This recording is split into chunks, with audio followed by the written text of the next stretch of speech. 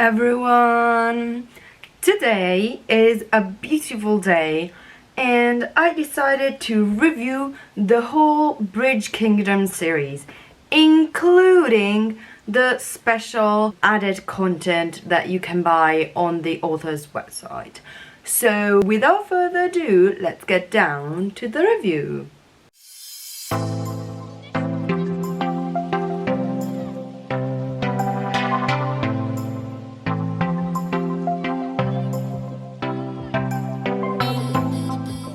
Start reviewing the Bridge Kingdom, I have to say I would have never discovered this series if it wasn't for my book club. And a book club video is coming because I really think that book clubs are severely underrated and we should be joining more of them or creating more of them. I started reading this book on Audible because it is, or at least was, included in the membership, and since I have the membership I was able to read the whole series on Audible. And I started, I think, with a bang.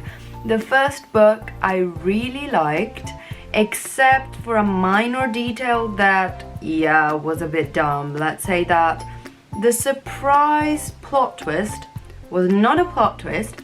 You could see it from miles away and it was not surprising at all. So that failed a bit in terms of surprising the reader because it was clearly stated and it just took paying attention to see where the story was going.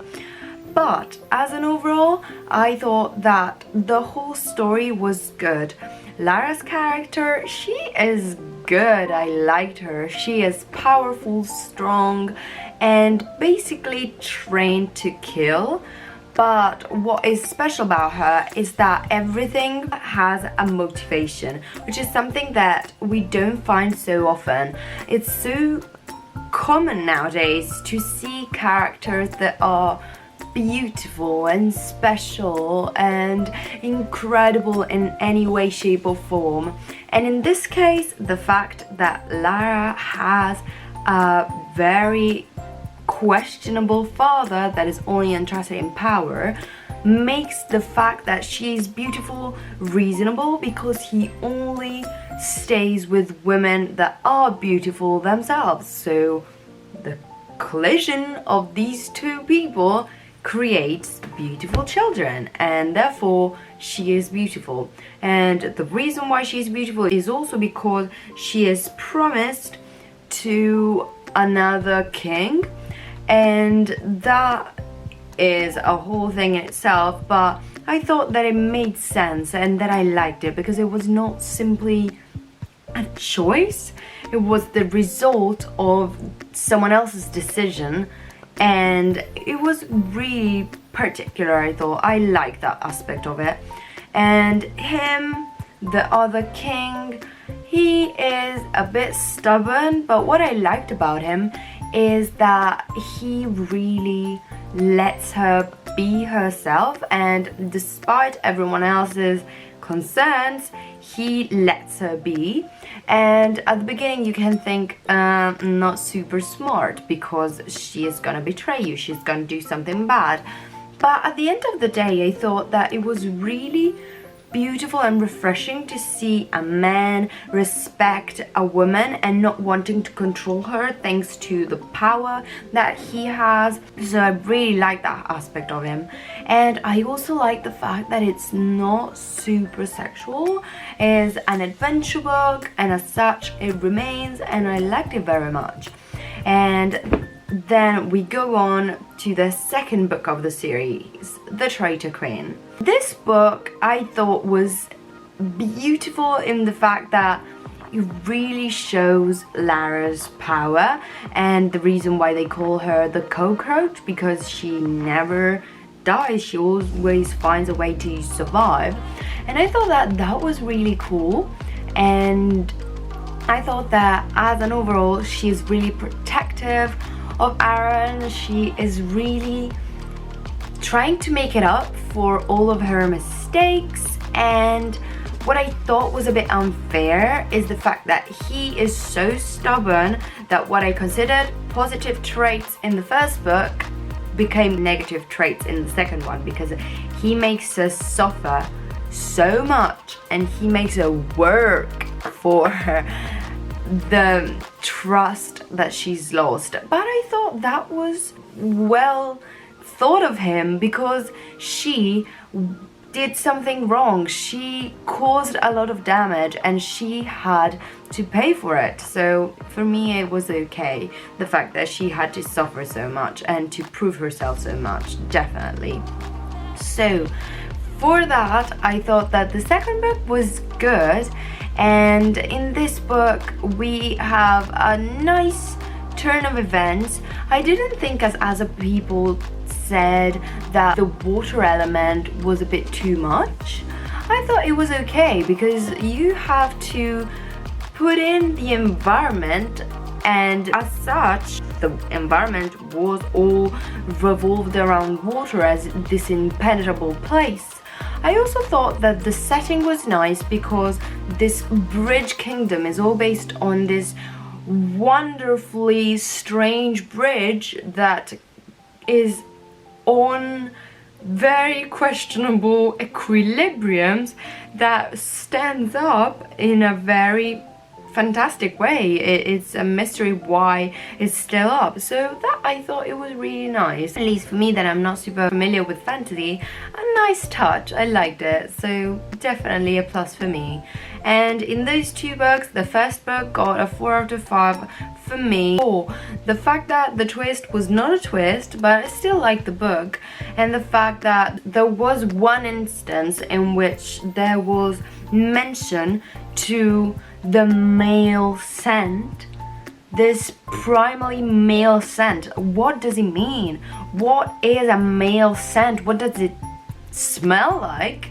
1, and 2, I looked at Clockwork Reader's critique of this in Sarah J Maas, that she puts down genre into 2 separate categories without any exception. And yes, I thought it was limiting, and there are other ways to describe these things and other ways to describe male individuals without undermining genres or people that define themselves in different ways. So yeah, that was a no for me. Second book, I liked it. I really liked the adventure. I liked the part at the end, was really nice. It had a same kind of legend element to it. I really liked that part, and for me it was motivated, it was okay. And I thought that also it played into Lara's character a lot, and it really showed how cockroachish she is. I really liked that, and yeah, I thought it was cool, surprising, and it really demonstrated her allegiance at the end, what she stood for, how much she changed, and I liked it very much.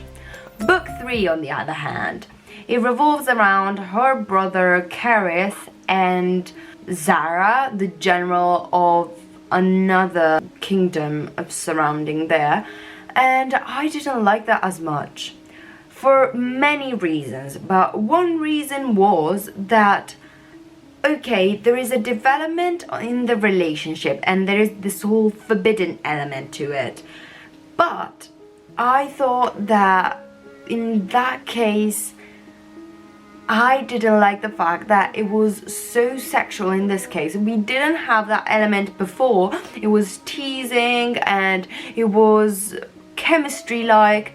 In this case, it was purely sexual. There was little understanding of the characters themselves from their point of view, because it revolved around going to bed with one another from very early on. And I thought that the sex scenes were all very similar to one another. They seemed taken off literally from Pornhub. I think that in real life it's rare that people actually behave that way, with all that teasing and with all that element. Every sexual scene follows the same pattern for her, for him, for both, coming over and over and over and over and over. So nah, I didn't like that at all. Also because, and this will play in a further part, something that I will mention afterwards, there are sex scenes from Aaron and Lara, and well, I will tell you afterwards why I don't like it. So that one I didn't like as much. And I also found that yes, there's this element of keeping up the spice and keeping up the mystery and everything else, but I thought that it was just, Caris is such a terrible character in my opinion, and I didn't like him at all. I didn't like the illustrations of the characters that made me think about the character a certain way, and for me he wasn't pretty at all. In the story it was a thing, and then in the illustration I was like, who's this dude? Not at all what I had imagined it. And furthermore, he completely takes away Zara's agency to do things the way he wants them, taking away her power of choice and the decision to head down into battle and risk her life to save an ideal that she has of purity and loyalty. So no, Caris, you're such a terrible prick. And he looks so much more like her father that he would want other people to think, because he has that ability to make other people do what he wants, and even if other people are in positions of power, he just exploits that agency and makes everyone fold at his desire without accounting for their lives and going against his own principles. Caris, I know for me, I didn't like that. I didn't like that at all. Zara's okay, but I don't know. I think she fell a bit flat within this whole story, because there was not much of the story. There was a lot of sex and that was it. And the only thing that I really liked about the book is that the book was narrated in the same events from book 1 and 2, but from the point of view of Caris and Zara. So that I liked very much, because it gave me another perspective in the story, so I like that a lot. I think I gave it 3 stars. Nah, it was a no for me, not really. And then we develop into the bonus content, which is I think 6 chapters that you can buy from the author's websites. I got the 6 chapters, I read it online, and well, no, it's a no for me. Spice that is advertised on it is just the same sex that the other 2 characters were making all of the time, this time from Lara and Aaron's perspective. It's just sex upon sex upon sex that at the end of the day is not that good. It's just the same old story, and it's like if 4 people not even knowing each other just did the same old thing, and they are just having sex in the same way again and again and again. And that bonus content didn't tell me anything new. I was just okay seeing again those characters that I liked more than Caris and Zara, but it was just the same old thing again and again and again. It didn't add anything new. It was just one aspect that I kind of found interesting about someone going against the king's will, but apart from that, nah, not that great. What I liked the second book for a lot was there was a good element of sisterhood, and it was really nice. I liked that a lot, and there were interesting characters. But yeah, in the rest of the series, I think that it's getting progressively ish. I don't know, I'm controversial about what to give it, because it was pleasant to read, but the elements of the story were not that good. So yes, I would say that you should pick up the series. It's good, especially on Audible, that you will get it for free. It really goes on smoothly, and I thought the audiobook was really good to get into the story, because there are sound effects. It really makes you think about the story a different way, and I thought that the reading experience was good. So I think that for the third book that I critiqued, the element of the story itself, there were a lot of bummers, but the element of narration really hyped it up for me. But I still have to give it 3 stars because from what I described, the Traitor Queen is my favorite, then the British Kingdom, then Inadequate Heir, and then we have the Calm Before the Storm.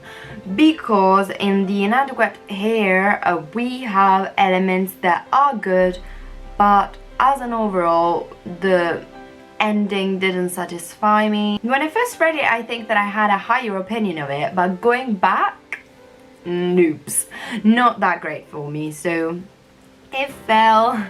So I hope that you liked this review of the series and that you will tell me in the comments below if you will decide to give it a go or if you had already read it and have different opinions about it. But for me, this is it. We have all of the ratings that you had from me, and I really want to know what you thought about it, or if you want me to review any other series that you have read or want to read and want to know my opinion on. So I really hope that you enjoyed this review, will decide to subscribe to the channel, like the video, and we will see each other in the next one. Bye guys!